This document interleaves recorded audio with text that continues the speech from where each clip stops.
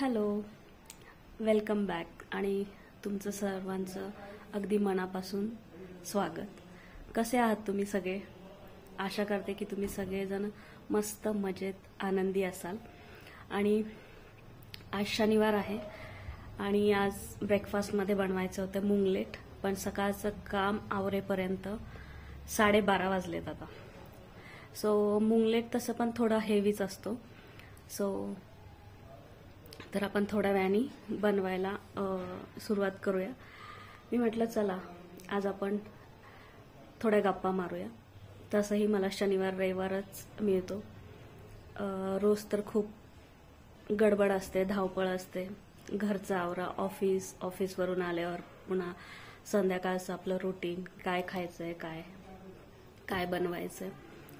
So असं होतं की कधी कधी ना आपण ठरवतो एखादी गोष्ट, पण ना ती तशीच नाही घडत. सो मी म्हणत होते की आपण जशा गोष्टी ठरवतो ना तशा गोष्टी होत नाहीत आणि मग आपल्याला असं वाटतं की देव आपल्याला साथ देत नाहीये. पण ऍक्च्युली ना मला असं वाटतं, माझ्या आयुष्यातल्या इतक्या वर्षांच्या अनुभवातून मी एकच गोष्ट शिकली आहे, ती म्हणजे देव आपल्याला तीच गोष्ट देतो जे की आपण कधीतरी विचार केलेला असतो. आपण असं अगदी मनातून ठरवत असतो की मला हे करायचंय, मला असं करायचंय, मला हे हवंय. त्या गोष्टी आपल्याला मिळतात, भलेही थोड्या लेट मिळतात, पण नक्की मिळतात. आणि खरं सांगू का तुम्हाला, म्हणजे माझा आयुष्यातला तर हा अनुभव आहे.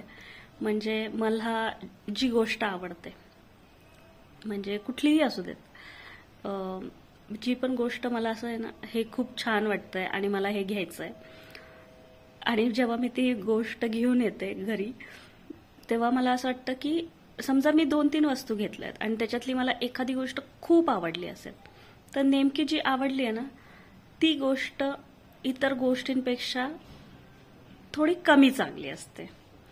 असंच माझ्या नात्यांबद्दलही आहे की मला जी लोक खूप छान वाटतात ना आधी, की मला असं वाटतं अरे किती छान आहेत, मी त्यांच्याबद्दल, म्हणजे आपण कोणाशी मैत्री केली किंवा आपले कोणी कलीग आहेत तर आपण त्यांच्याबद्दल चांगलाच विचार करतो ना.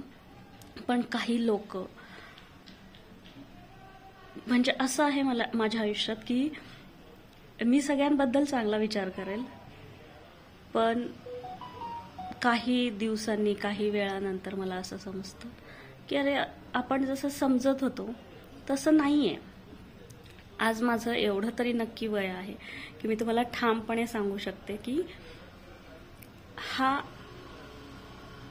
एक वस्तूंसोबत आलेला अनुभव आहे आणि माणसांसोबत आलेला सुद्धा अनुभव आहे की वरवर दिसणारी, जे आपल्या डोळ्यांना छान दिसतं, आपल्याला छान वाटतं, त्या वस्तू किंवा व्यक्ती चांगल्या असतीलच असं नाहीये.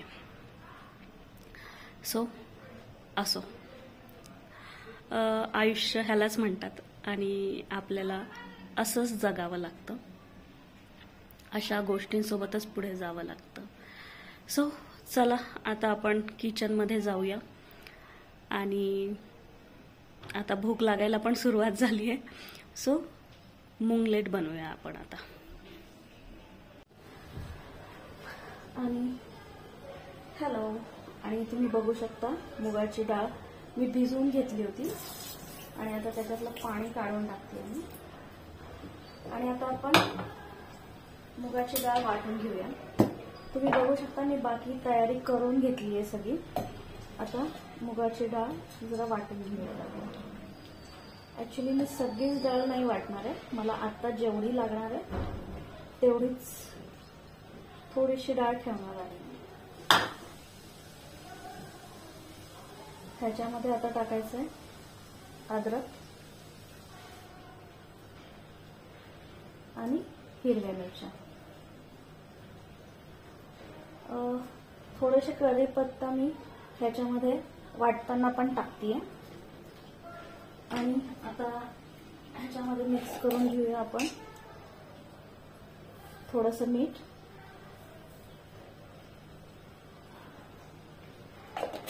आणि किंचितशी हळद.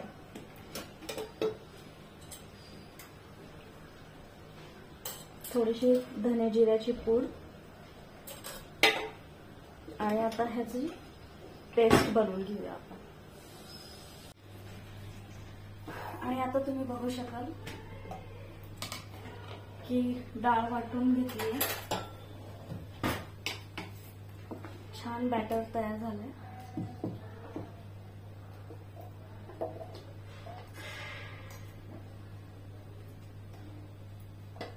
अगदी छान झालेलं आहे, एकदम स्मूथ.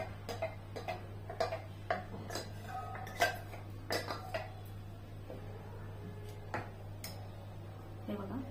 आणि आता ना आपण ह्याच्यामध्ये तुम्हाला जशा भाज्या आवडत असतील ना आणि जे तुमच्याकडे अवेलेबल असेल, ऍक्च्युली ह्याच्यात पनीरही घालतात काही काही जण, पण आज माझ्याकडे पनीर अवेलेबल नाहीये, सो मी कांदा टोमॅटो मिक्स करते.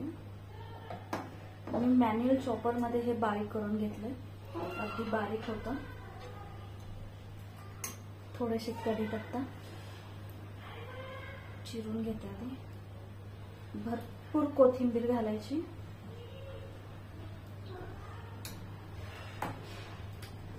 तसे पण उन्हाळ्याचे दिवस आहेत, कोथिंबीर पुदिना शरीरासाठी छान असतो. आणि कढीपत्ता मी थोडंसं तोडून टाकते. आता हे मस्त व्यवस्थित झालेलं आहे.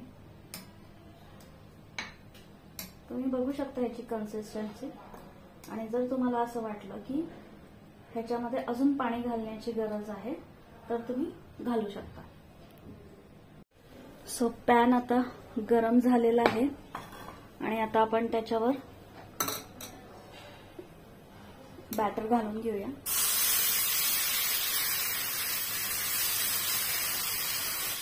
थोडंसं जाडच ठेवायचं.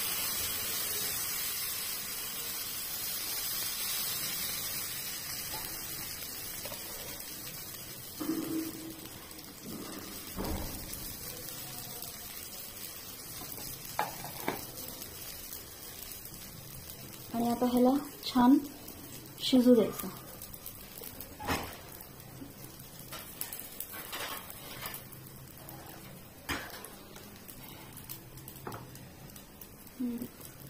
ती छोटी होईल, जरा मोठी बसेल. खरं तर हे पण चालेल. सो आणि आता आपण पलटवून घेऊया. आणि तुम्ही बघू शकता की किती सुंदर कलर आलेला आहे मिलेटला.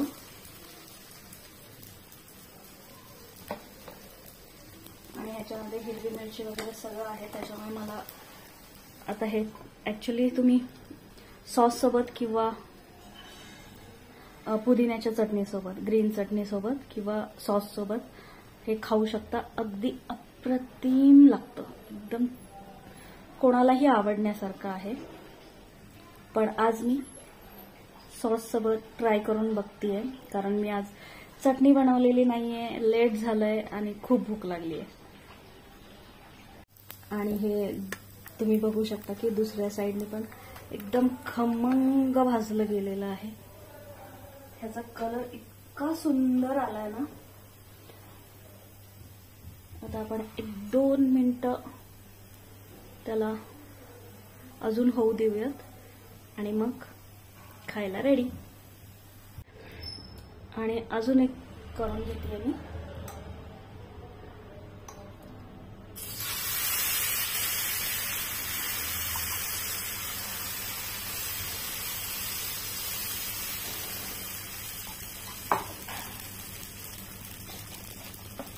गॅस कमी जास्त नाही करायचा, एकसारखाच ठेवायचा, म्हणजे हे मिलेट जे आहे ते एकसारखं शिजेल.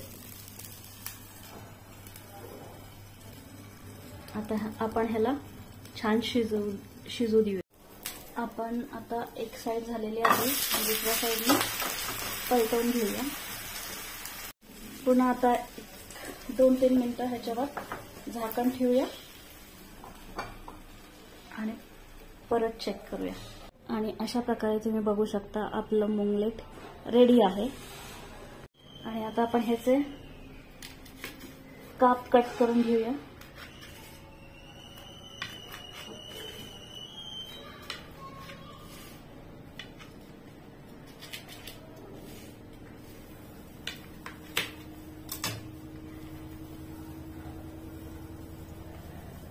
आणि तुम्ही हे बघू शकता, मस्त झालेलं आहे मुंगलेट. आणि सॉरी, लाईट गेली आहे, सो मी किचनमध्ये शूट नाही करत आहे. आणि मी आता हे टेस्ट करून बघतीये मुंगलेट, आणि मस्त झालं. तर तुम्ही पण ट्राय करून बघा एकदा, तुम्हाला नक्की आवडेल. मस्त खा, खूप पाणी प्या, स्वस्थ रहा आणि आनंदी रहा.